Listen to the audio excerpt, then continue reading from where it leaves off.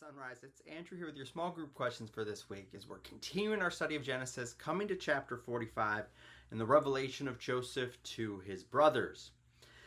And so as you look at the text, the first thing we have is Joseph become overwhelmed with emotion, throws out the rest of his Egyptian entourage, and weeps before his brother and reveals himself.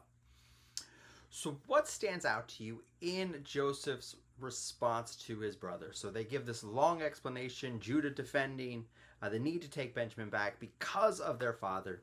So what do you make of Joseph's response? What are some of the things that stand out in his actions and in his speech? So we continue to unpack Joseph's heart in this moment. So as you look at that, just thinking about how these things come to play, and then again it leads us into one of the most important conversations in the book of Genesis, and specifically in the Joseph narrative, and that is chapter 45's description of the sovereignty of God. So what do you think of Joseph's explanation of the fact that God is the one who sent him here? So what stands out in that discussion on the sovereignty of God?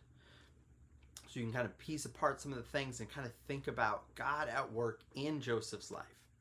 Ultimately for a specific purpose, and that is to preserve a remnant.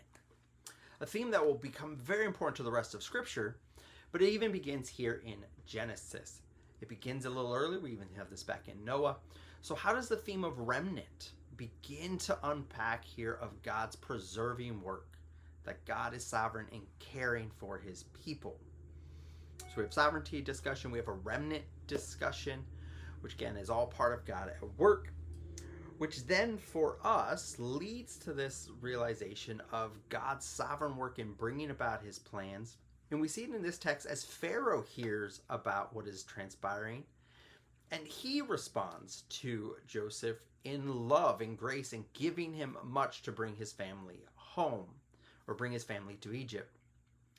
So how would that even be an important contrast to the Pharaoh of this day, of Joseph's Pharaoh, versus the Pharaoh of the Israelites leaving in the Exodus? So the differences of how life has changed over the time that Israel has spent there. So how does that impact the original audience and God's work in his people? And then of course we then come to Jacob hearing the news and responding that it is enough and he must go. What do we see of Jacob here at the end of 45 as we'll then move forward into 46 next week, unpacking some of the actions that he's going to take on the way. So you put this together, what are some of the things ultimately stands out about the family of Israel here in our text, again unfolding God's work? How does this shape us? How does this help us understand God more? Especially in hard situations. How do we see Jacob or Joseph leaning on God and seeing God's hand at work after the fact? And how does that encourage us coming through trials and tribulations? Hope you spend some time in the text. There's lots of other pieces you can pull out of this text as we see God's sovereign work in play. Can't wait to worship with you guys on Sunday. And again, as we discuss these things in our small group. Hope you guys have a great week.